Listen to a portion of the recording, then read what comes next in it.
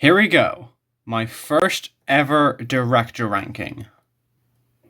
Now, I've never seen the entire filmography of a director that doesn't just make animated films. You'd think it'd be for someone like Steven Spielberg, or even Danny DeVito, a director I'm incredibly passionate about. But nope! I decided to go for the guy that thought making a Last Airbender movie was a good idea. M. Night Shyamalan. His filmography isn't very revered. He's known for his ending plot twists, but usually the movies they came from, particularly his late 2000s, early 2010s ones, are hated by critics and audiences, and although it's easy to see why in some cases, some of his films are actually pretty good and a few are even great. But for me, I'm just gonna go ahead and spoil this. There are no movies that get higher than an 8.5, and I'm sure you can predict which film is going to be at the top of that list.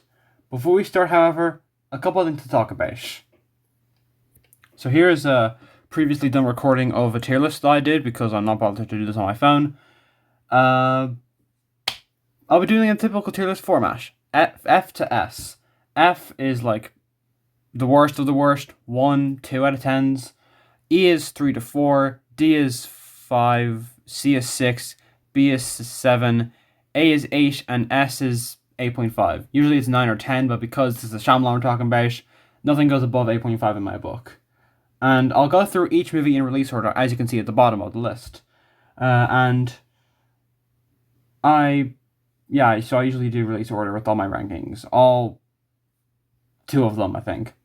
One more thing, I'll be spoiling the twists in all the Shyamalan movies that have them. Not all Shyamalan films have twists, but the ones that do will get spoiled. Spoilers for the following movies: Wide Awake, Sixth Sense, Unbreakable, Signs, Village, Lady in the Water, The Happening, The Visit, Split, Glass, Old, Knock at the Cabin, Trap. And skip the time frame at the end in order to see the final ranking. I'll also rank the twists as well, although only in number order. And I'll mention where I'll put the twists as I go along. Without further ado, let's descend into the depths of hell. Praying with Anger. Yes, Shyamalan's first movie is not The Sixth Sense. You don't just make a film like that out of the blue. Unless you're Steven Spielberg. Seriously, Duel is so underrated. Watch her or I'll come to your house and make you feel unsafe. Wait, where was I? The film follows an American Indian college student who is sent to India for a year due to being too much trouble. And the film follows his escapades in India and all the wacky misadventures he gets up to, hopefully discovering who he is along the way. It's about as basic a coming-of-age drama as you can get. I guess the whole message is good, some of the cinematography is great for a first film, and the characters, though their acting is flat, are pretty interesting. The main character, who is, of course, played by Shyamalan himself, is an identifiable main protagonist, and you get his frustrations and his shift to liking his Indian heritage. They're predictable. It's still a fine, character arc. The biggest problem I have with the movie is the pacing. This is one of the most boring movies I've ever seen in my entire life. And it's not like I hate slow-paced movies about people living life.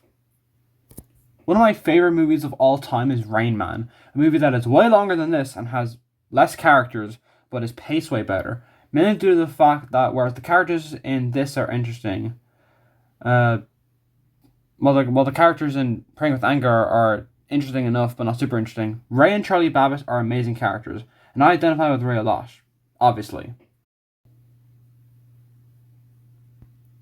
The direction is also weak, the story, like I said, is predictable, the lighting is atrocious, and the editing is very poor. The most positive thing I can say about this movie is that it started Shyamalan's career, as this was probably the most personal he would ever get with one of his movies. But it's not my cup of chai tea. By the way, if anyone guesses where that's from, I'll give you a shout out in the next video, or a video, depending on who watches this and has the strength to leave a comment. I'll put this film in D tier. Wide Awake. Ladies and gentlemen, here we have the most un-Shyamalan movie Shyamalan has ever made. His first, last, and probably only comedy film, Wide Awake. What makes this film so unique is because of who it came from, because once you take out the fact that Shyamalan made this, you're left with a pretty boring and predictable movie. It follows a young boy during his 5th grade year as he begins to explore his inner feelings and question his Christian beliefs after the death of his grandfather, whom he shared a close bond with. I guess the characters are fine enough, they're likeable, which is all that matters. I'm happy that the cast isn't full of unlikable, annoying twats. The direction is a vast improvement over his previous work, though not quite to the level of The Sixth Sense yet. It has a few of those touches here, however. The writing is also fine, the cinematography and editing are fine, the acting is more than fine. In fact, it's actually good. Joseph Cross delivers a good performance as the main kid, and Timothy Rife Snyder is good as the main kid's friend. Sorry if I botched that. There are a couple great moments here and there, but this is a mostly forgettable movie. I say mostly because this has the distinction of being the first Shyamalan movie to have a twist ending in it. Yes, not Sixth Sense, this movie. While I give you a second to recover from the shock, I'll remind you once again that if you've been cautious about spoilers up until now, now's your chance to skip to the end. The twist in question follows as one kid who's seen following the main kid throughout the film, and at the end, it's revealed he's a guardian angel for the main kid, telling him that his grandpa's okay. It's a nice ending, and I'm pleased to say I didn't expect it. Though it isn't as good as his later twists, obviously, it's still a well done twist. I'll put this movie in C tier. The Sixth Sense, S tier. There's no competition. You all knew what was going to be number one. I first watched this movie all the way back in 2022, and my jaw was on the floor after the twist was revealed. However, not many people talk about the film aside from its infamous twist ending. So let's give the rest of this film some well-earned attention. It follows a former child psychologist who, after apparently failing a former now grown-up patient and getting injured due to a gunshot wound, he hopes to fix his mistake by helping another kid who claims to have an ability to speak with the dead. The direction here is Shyamalan's best, and his usual tropes and archetypes are done in the least annoying here. It's perfectly paced, has stellar writing, great cinematography and editing, smart color choices, effective horror and suspense, and powerful acting, particularly from Haley Joel Osment and Toni Collette. Bruce Willis is also great too, especially in that ending twist scene. Like I said, I was shocked at this twist because it's a great twist, but it's the most obvious friggin' thing ever. But it's hit so well, you wouldn't even suspect it. That's why it's so great. Plus, there's tons of foreshadowing throughout the film to further call you an idiot. This has the best twist in any Shyamalan film, which is fitting because it's also his best film, his magnum opus. The film he would almost reach the quality of. He would almost reach this film's level of quality later, but not quite. I think this will always remain his greatest work. Unbreakable. Of Shyamalan's post-Sixth Sense early works, this is certainly his least talked about. It came out 6 years before his consecutive failure streak would begin, but early enough to show that his more pretentious style was showing. The film follows a man who is the sole survivor of a train accident, soon discovering that he has super strength and is practically invincible. I guess you could say he's unbreakable. Anyways, this gains the attention of a comic book store owner who has a hyper-rare disease that makes his bones easily breakable. So he's not unbreakable, he's just breakable. He soon begins to manipulate the main character in the hopes of understanding his situation. This film is incredibly slow. Way more than The Sixth Sense. There are a lot of scenes that drag on for too long, some shots that make no sense, and certain lines that don't feel realistic. However, when this film works, it really works. The scene with David's son holding David gunpoint had me on the edge of my seat. Damn, Bruce Willis cannot get a break in these Shyamalan movies, huh? Anyways, the cinematography and editing, for the most part, is pretty good. There are some of the shots that I really like. The acting is believable, the film is tense throughout, the themes are unique, especially for a superhero movie, and the ending twist, though I slightly predicted it halfway through, still shocked me with how big the scale it was. So, Samuel L. Jackson, who plays the guy whose bones break easily, was responsible for not only David's train crash, but also multiple terrorist attacks as well, in the hopes of finding an arch nemesis, someone who was the opposite of him. A hero. Overall, a great twist, and I put it in between The Sixth Sense and Wide Awake. It also applies to the list. B tier. Signs. Oh, here we go. This will be my most controversial take, as a lot of people seem to love this movie and consider it one of Shyamalan's best films. I'm not one of those people. This movie is not very good. Like, it's bordering on being bad, but barely escapes to just being okay. The film follows this farmer, his two kids, and the farmer's brother, who live in a ranch and are directly in the middle of an alien invasion, including an alien that's invading their own home, and they have to survive before it gets to them and figure out what kills the aliens. This film is the definition of the word bullcrap, because there is so much of it in this film. So, the main character, Mel Gibson, used to be a priest, but after his wife was killed in a car crash, thanks to M. Night Shyamalan himself, playing himself, he lost his faith. His wife said some supposedly random things to Gibson when she was at her last breaths, but those things were actually omens for how the family should fight back against the aliens, basically saying that Gibson's wife was supposed to die, so she could say these messages to Gibson. Isn't that just swell? No one in this movie talks like a real person. The direction is so off in so many scenes, and it makes the actual humans seem more alien than the actual aliens themselves, who have the most generic designs imaginable. Anyways, the writing, pacing, the direction, and acting are definitely the biggest problems with the film. There's no doubt about that. However, sometimes the acting is really great. Like the dinner scene is the best scene in the whole film, and really hard to watch.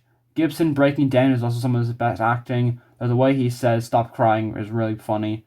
He says "stop crying," which I don't know why he said it like that, but Shyamalan, weird direction. Go find the clip yourself. It's pretty funny. But the cinematography also got worse from the last time. Now, really delving into Shyamalan hell. There are so many weird, pointless panning shots, wide angle close-ups, and weird shots of characters directly looking at the camera. Why? The twist is also really stupid, and the worst one thus far. The aliens are killed by water. So then why did they invade a planet full of water? I've heard the excuse that these aliens were scouts, but even if they were scouts, why would they send them out with no weapons or armor or anything? They basically just send them out naked. That seems really stupid and inefficient. I put this twist at the bottom of the list, like I said. However, there are some good aspects of the film. Like the score is great, some scenes are well done, the emotional core is there, and like I said, sometimes the direction and acting are really good. But overall, this is a very poor film, and I'm definitely never going to watch it ever again. D tier, above Praying with Anger. The Village. This is one of Shyamalan's most divided films. Most people either love it, hate it, or in between. What do I think of it? I think it's good, but not great. It takes place in a 19th century village, very much cut off from the rest of the world. The village elders refuse anyone who requests to leave, due to the creatures that inhabit the surrounding woods. After the son of one of the elders is injured by a mentally disabled member of the village, the blind daughter of another one of the elders demands to go out into the woods to get medicine from the other towns. This film is definitely better than Signs.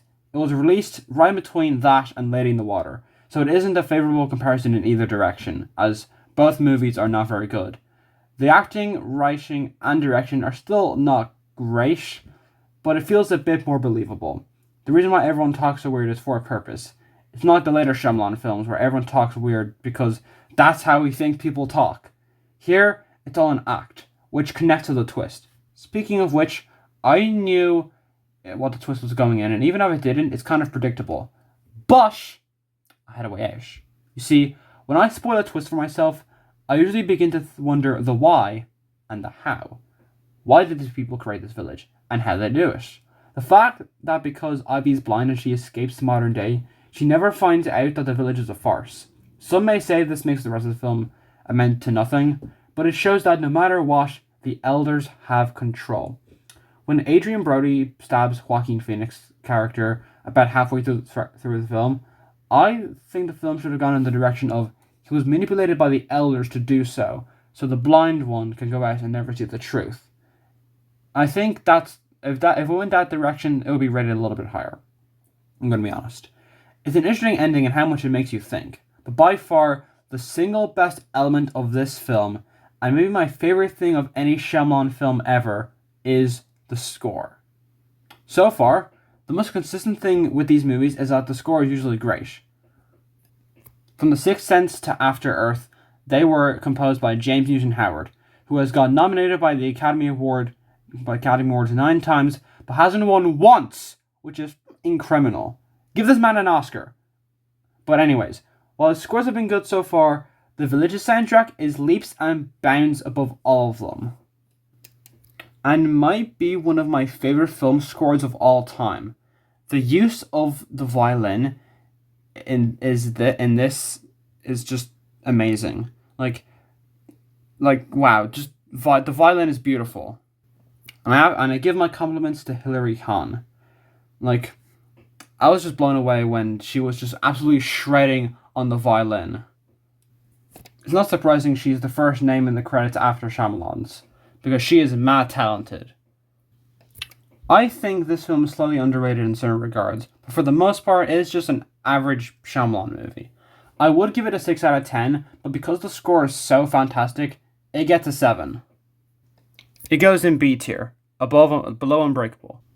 I also put the twist above Wide Awake, but below Unbreakable. Lady in the Water. Are you ready, kids? It's time to go to Shyamalan shitland. Woohoo! Anyways, Lady in the Water is the start of the slippery slope that led to his films becoming so garbage. Science simply planted the foundation for the next 4 films to grow from. I'm just going to go ahead and spoil the next 4 films on the list. They're all bad, but I won't say how bad each of them is. Stay tuned to find out, but for now, let's look at The Lady in the Water. I'm just going to read you this plot synopsis from Wikipedia verbatim. The film's plot concerns the superintendent of a Philadelphia apartment complex who discovers a young woman in the swimming pool. Gradually, he and his neighbors learn that she is a water nymph, or narf, whose life is in danger from a vicious, wolf-like mystical creature called a scrunt that tries to keep her from returning to her watery blue world. Now, tell me, dear viewer, in what world does naming your fantastical creatures narfs, scrunts, and the neglected to mention tartutics make you think that people can take it seriously? Because frankly, it's impossible to. But somehow, people can. This movie with this story. I mean, Christ, the main character is literally called Story. You can't make this shit up. I've looked at hundreds upon hundreds of comments on different videos about this movie, including trailers, clips, and other reviews, praising this movie as an underrated and misunderstood masterpiece. Of course, I have no problem with that. If you love this movie, or you connect to the story, that's great and I'm happy for you. I can see what Shyamalan was trying to do with the themes here. There's one great scene late in the film where Paul Giamatti breaks down over the loss of his family. It's well paced, amazingly acted, and impossible to take seriously.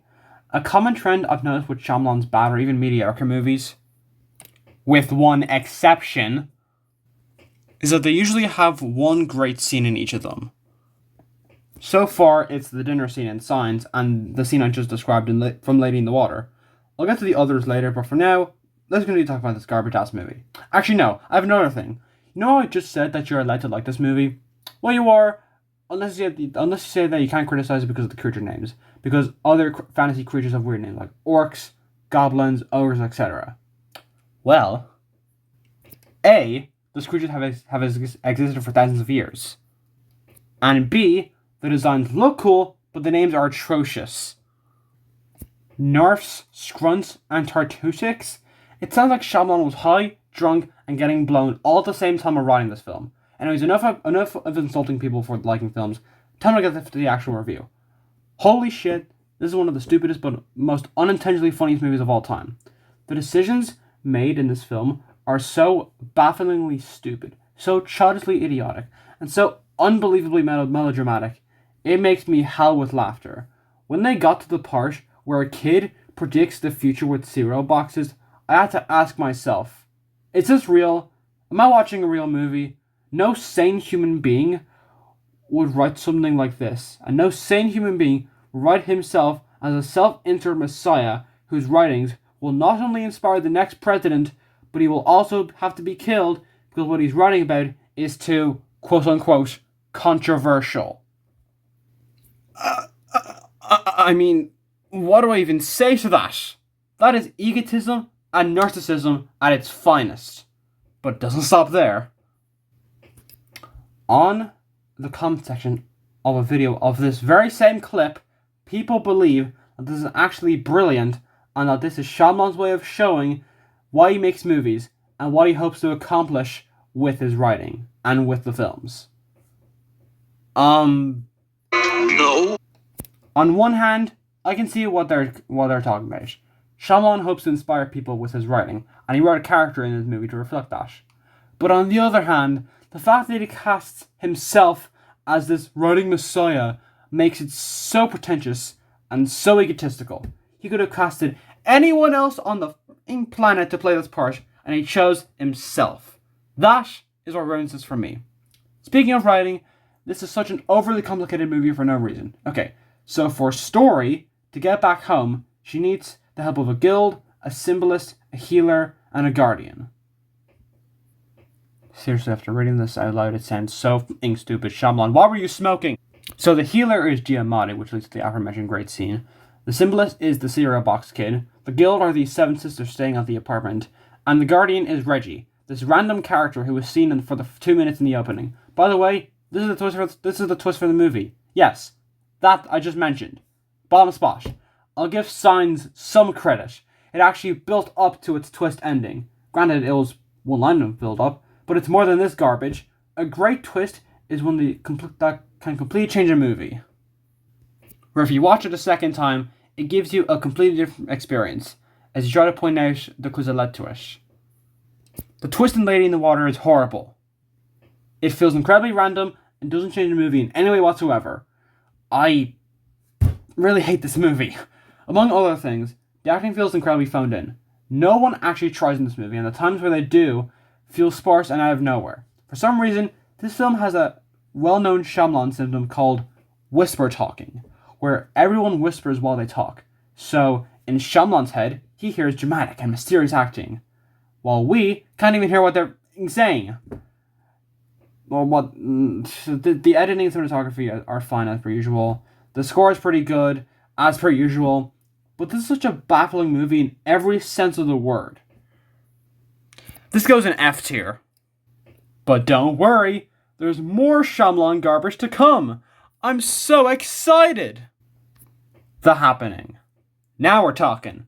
By far Shyamalan's most famous so bad it's good film. Is it somehow worse than Lady in the Water? In and around the northeastern US, a mass number of people begin committing suicide. By the way, I don't know if I'll get age restricted for saying this word, but if I do, I will shoot myself in the foot.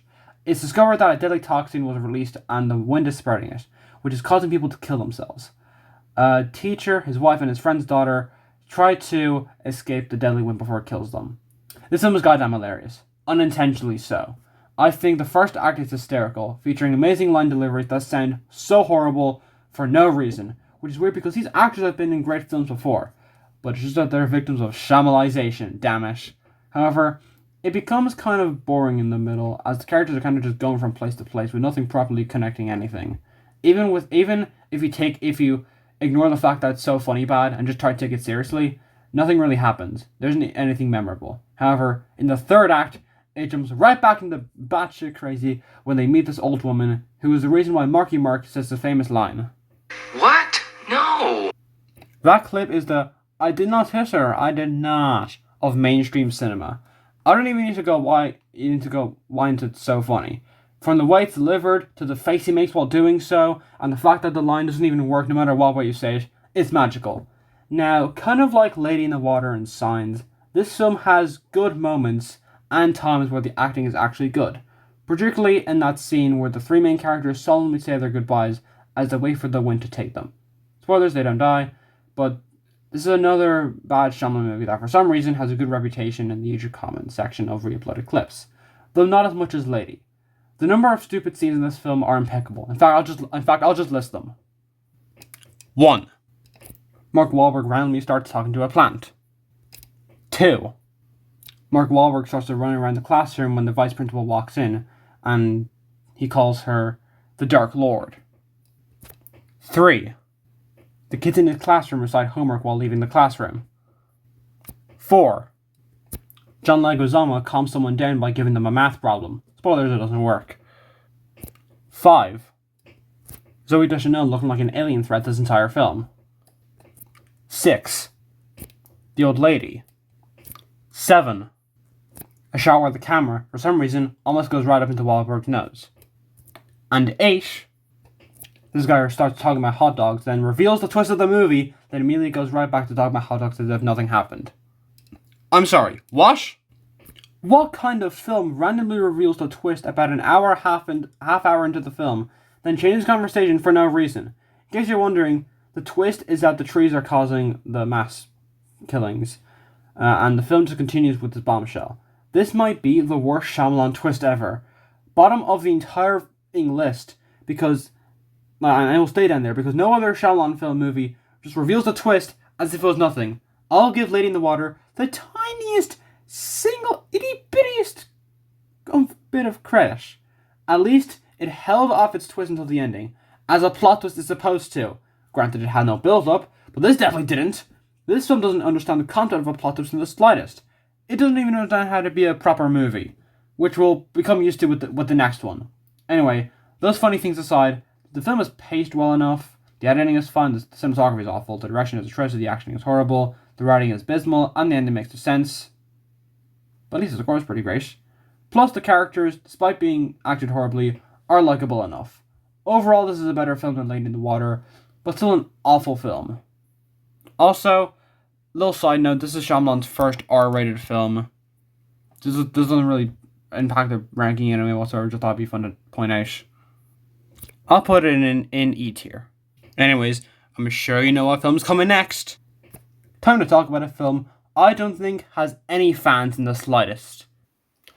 The Last Airbender. Now, I've never seen Avatar: The Last Airbender. When I wrote this, I've gone through seasons 1 and 2 and then half of season 3, and Jesus Christ, it is like night and day. The show is literally so much better than the film. But, I'm still going to be fair.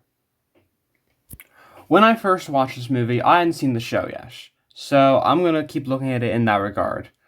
Which, I haven't really seen many reviews about this movie from a non-fan of Avatar perspective. Not that I think Avatar is a bad show, I literally just said I loved it, because I've seen most of it. But I wanted to look at this movie from a non-fan of the show perspective, as someone who hasn't seen the show before. I watched this back in November, so I still have that in my mind. I haven't watched it since. And I checked it out with a non-show perspective. Didn't have any bias to go off of, quote-unquote bias. And then now that I've actually seen it, watched it back in November, yeah, it's abysmal. It's just abysmal. There's no way to look at this movie. This goes to show that this film doesn't work from any perspective. The film takes I'm sure you know the plot of Avatar. 4 nations: Air Nomads, Water Tribes, Earth Kingdom, Fire Nation. Fire Nation want to take over the world. Avatar disappeared 100 years ago.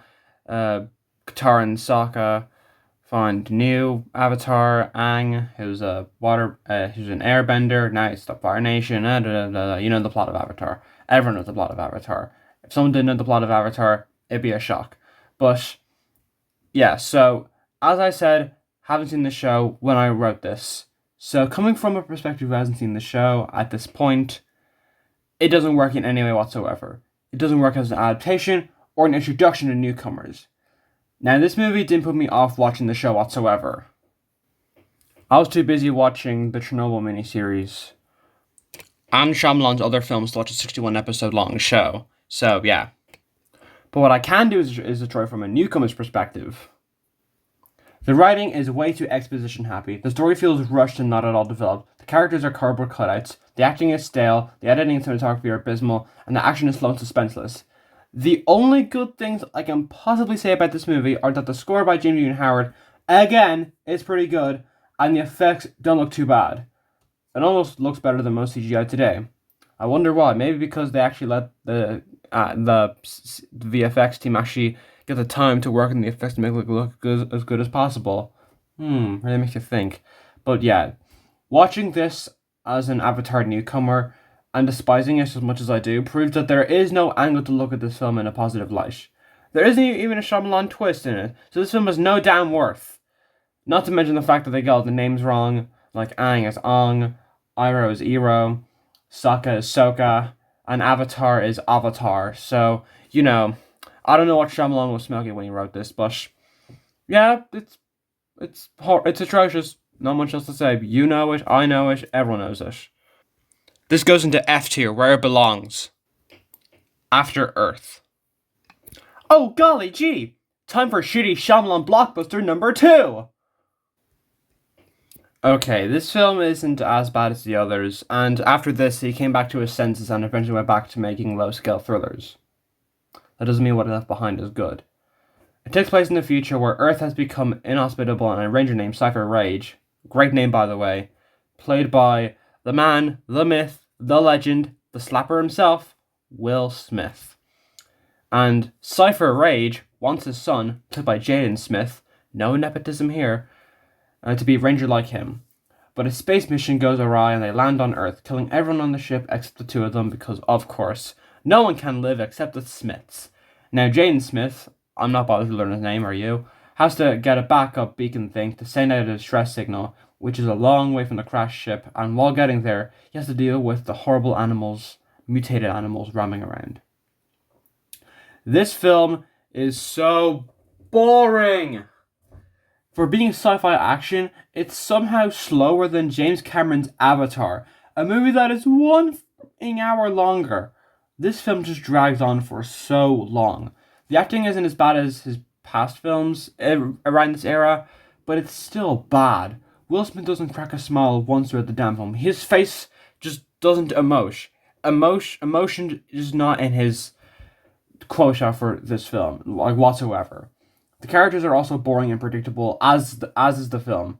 Once again, there's no twist ending, so this film is even less worth talking about.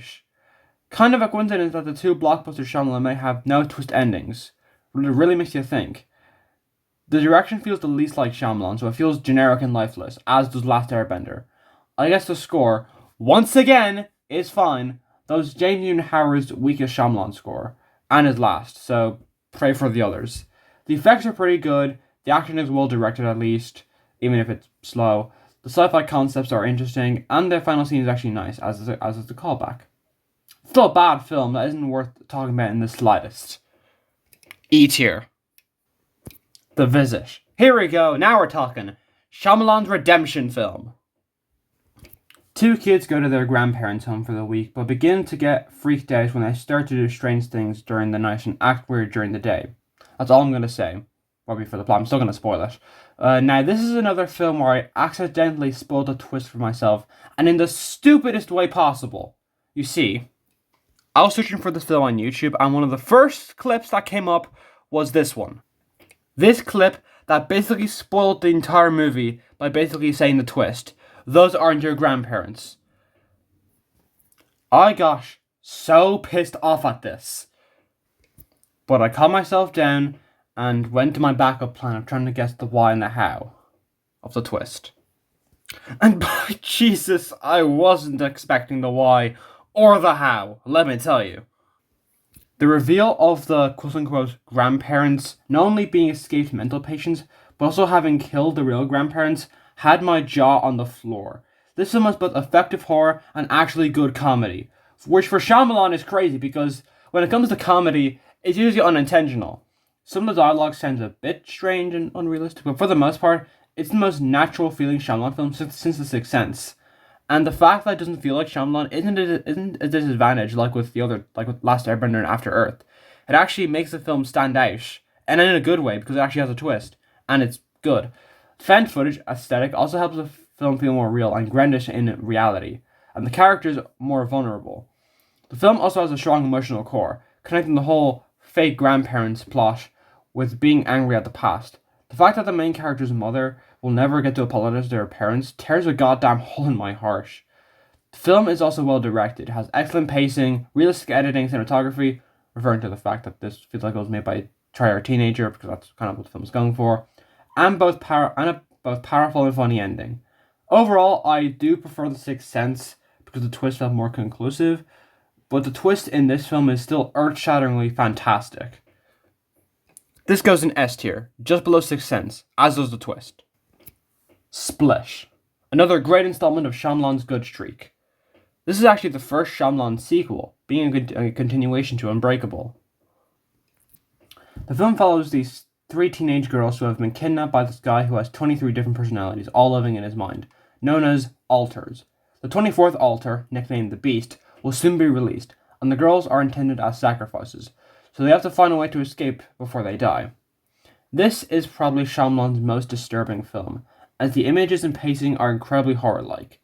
This is a more traditional horror film than The Visit, which is more horror comedy. Honestly, I find this film scarier than The Visit due to the imagery and atmosphere, which this film is just dripping with. The acting is also amazing, particularly from James McAvoy and Anya Taylor-Joy. James McAvoy manages to feel like completely different people with with his different performances, despite obviously being the same actor.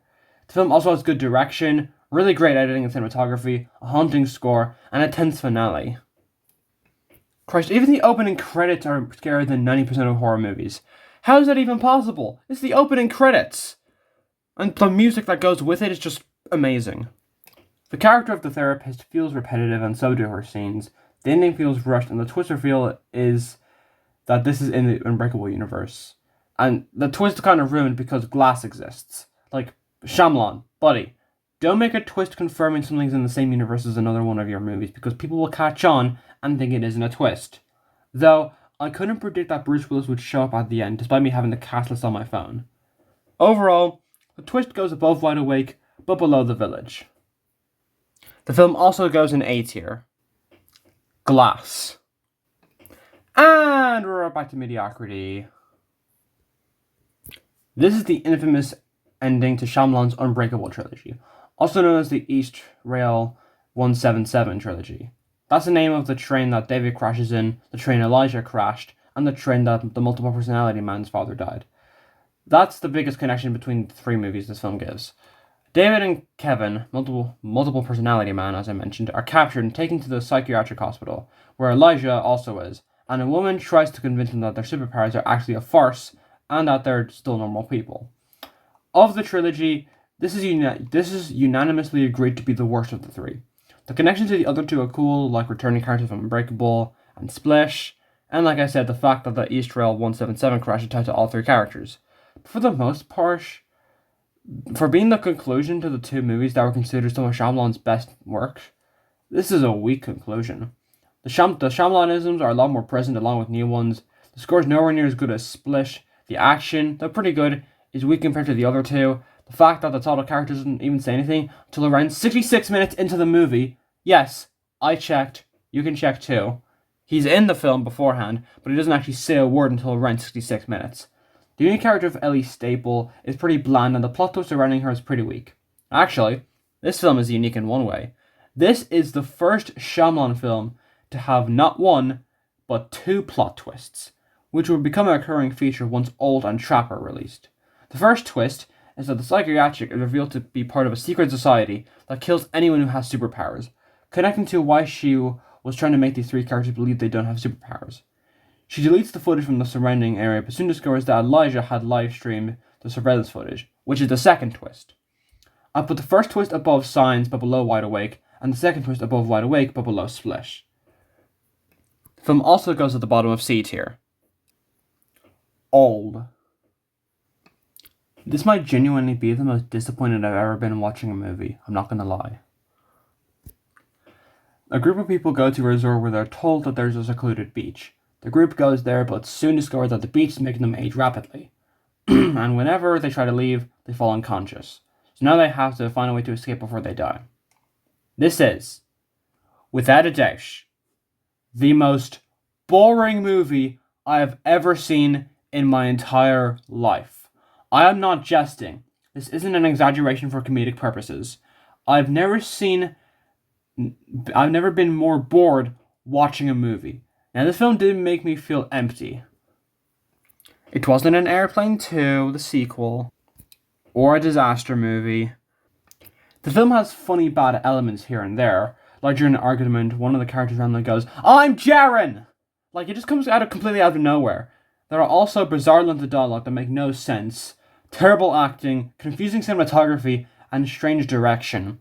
However, once you take out the fact that this movie has so bad at good qualities, you're left with a boring, horribly paced snooze fest of a feature film.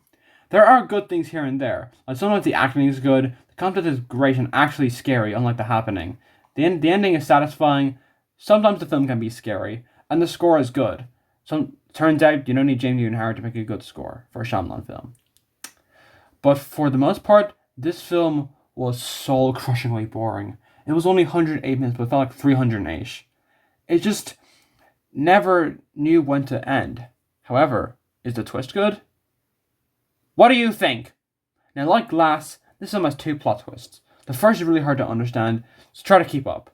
So the hotel is aware of the beach, and it's actually a cover-up for a medical facility that creates new medical drugs that are given to guests that are ill or have a medical condition in their specially administered cocktails. The results are then calculated by M. Night Shyamalan, played by M. Night Shyamalan, in an M. Night Shyamalan film written and directed by M. Night Shyamalan. Did I mention M. Night Shyamalan made this film? Now, I bet you're probably wondering, how do the people rapidly age? Is there something that in the new drug that does that to the people?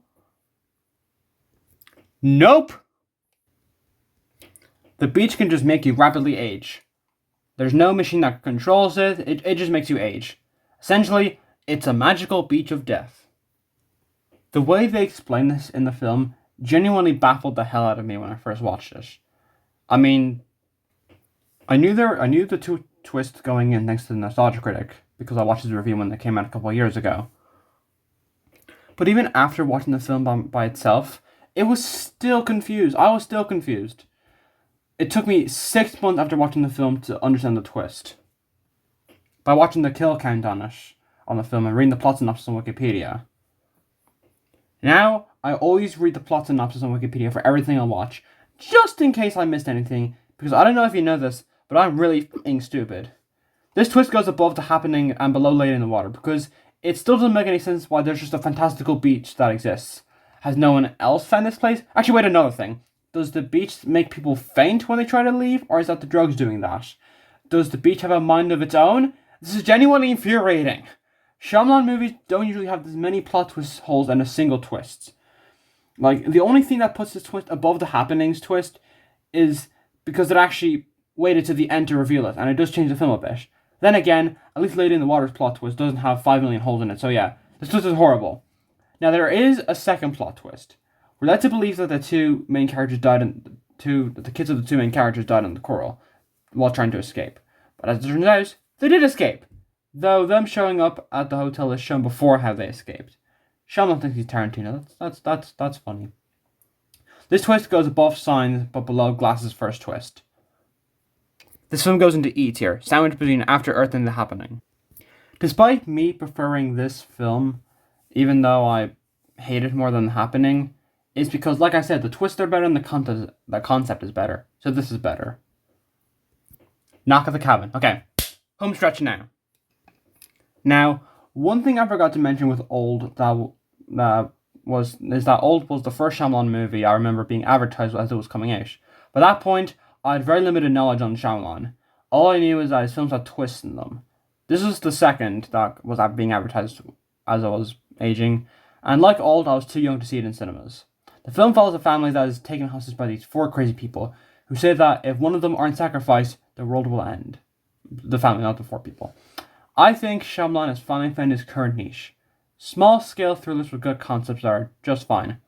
With the exception of Old, his films since The Visit have either been genuinely good or just mediocre, in my opinion.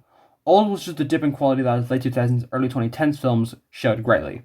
Knock at the Cabin has likable characters, sometimes good writing, natural LGBTQ plus representation, good suspense, and amazing acting, particularly from Dave Bautista, who's proven that wrestlers can be great actors, along with John Cena, and soon enough, The Rock. The other actors are also great. The cinematography and editing are fine, the soundtrack is kind of generic, and the story is really dumb. Why does it have to be about stopping the end of the world? Why can't it just be a horror movie about 4 people who want to kill this family because they have a delusion that the world will end? And that the twist could be something like the person who told them these things was actually one of the 2 dad's old girlfriends who manipulated 4 people into trying to kill them. However, instead, the twist is that they were right. Yeah, the apocalypse is real. They were right the whole time. So the 4 people trying to invade the home are kind of like the 4 horsemen of the apocalypse, and every time one of them dies, the disaster keeps ramping up. Eventually, one of the dads is killed, and the apocalypse stops. So the twist is that these people weren't crazy. Honestly, I didn't see that coming. It's creatively uncreative, I'll give them that. This twist still goes above the second twist in Old and below the first twist in Glass. I feel like the constant back and forth dialogue between the characters gets repetitive, some lines and performances are weird and out of place, and if the film had leaned into the more 1970s exploitation style, it would have been a bit scarier. Like, shoot it like the Texas Chainsaw Massacre, the original, which was filmed in a way that made it look terrifying. I guess Knock at the Cabin is a fine film, just a bit generic and sometimes well made. I'll put it at the top of C tier. It's also interesting to note that this was Shyamalan's second R-rated film. And it definitely earns that rating, especially with the language. I mean, 17 F words?